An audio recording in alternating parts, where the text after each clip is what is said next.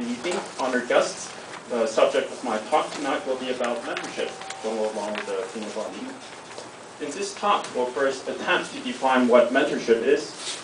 Next, we'll talk a little bit about why someone would willingly choose to be a mentor.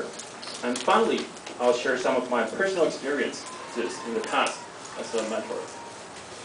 So first off, what is this mentor relationship? What is this mentor-mentee relationship all about? There's really as many mentorship relationships types as there are people, but broadly speaking, I think these are the three main facets about a mentorship relationship.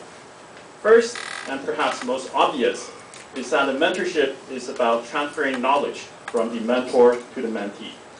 This is really self-explanatory and there's no further explanation. The second one that is perhaps a bit less obvious is that the mentorship experience is also about transferring social capital from the mentor to the mentee. So what is this social capital? You can think of that as a real-life Facebook, a real-life social network. If you've ever worked or interned in a large corporation, you'll discover really quickly that having a working relationship with key individuals makes your work a lot easier, makes your life a lot easier.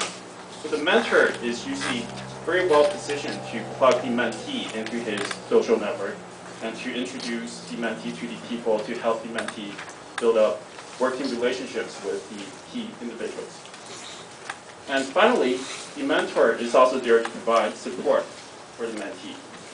Generally speaking, the mentor has already gone through the problems that the mentee is experiencing, has already gone through a lot more battles, that has become a lot more battle-hardened and so forth.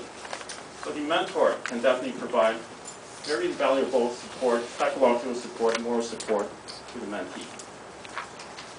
Now, being a mentor can actually be a big commitment on the mentor's time. So why would someone choose to take time out of their busy life to help out someone else? The people that I know who's chosen to be mentors generally are generally more overachievers. They're goal-oriented, high-performing individuals, usually, not always. And for these people, these are some of the benefits that resonate with me.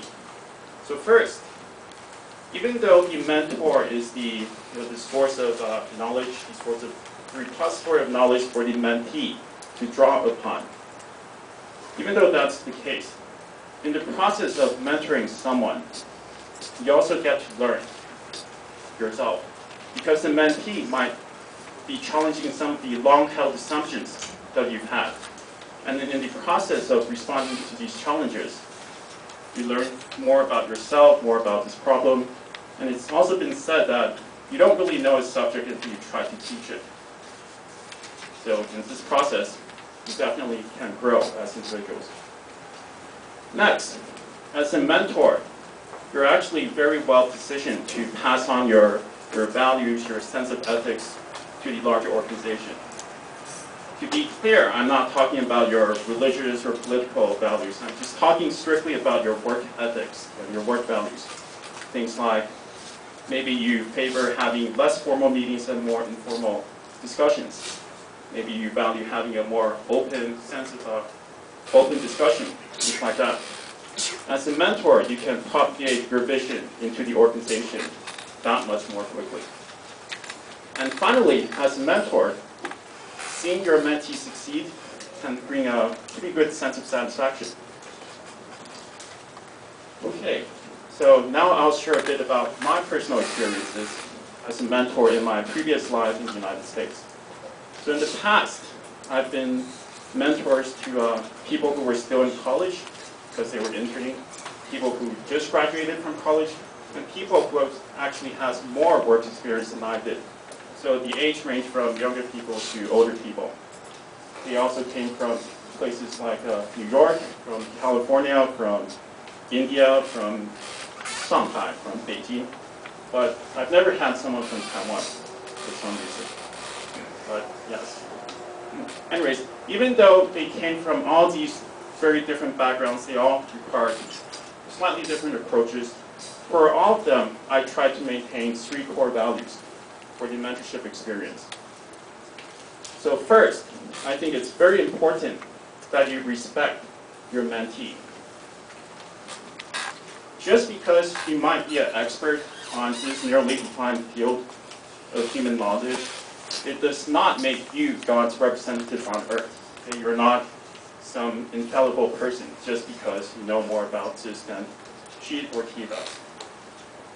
So it's important that you be respectful, that you take your mentee's opinion or questions very seriously and very considerately.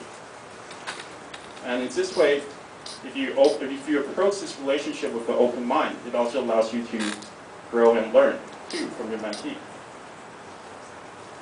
Next, a lot of times when your mentee has problems, especially in a work environment, a lot of times it's much faster for you to just go in and fix the problem for him or for her, rather than teach him or her how to do this. It's always much better to teach your mentee how to analyze the problem and how to fix the problem versus just doing it for him or for her. So this is the classic story of giving a man a fish versus teaching a man how to fish. You should teach, not just help.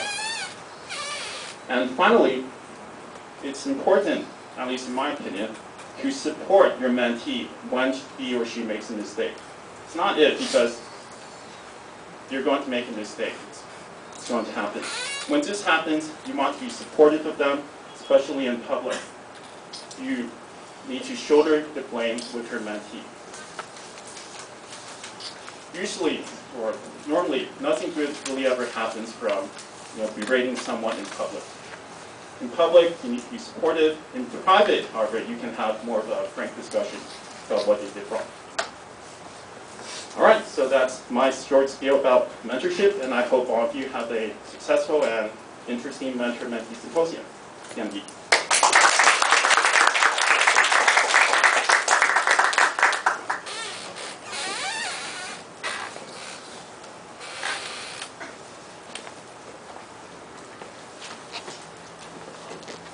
My first class is about science, and I'm so nervous. I heard that each